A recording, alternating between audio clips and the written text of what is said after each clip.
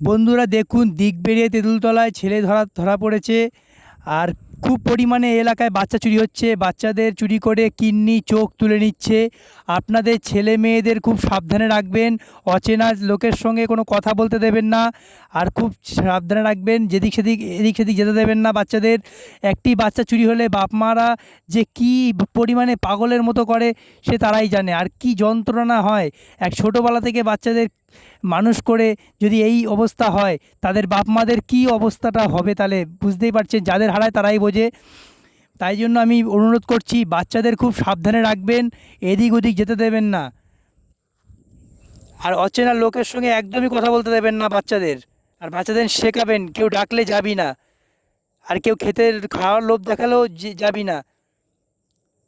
আমাদের এলাকা পুরো থমথমে হয়ে আছে, পুরো সবার মাথা গরম হয়ে আছে।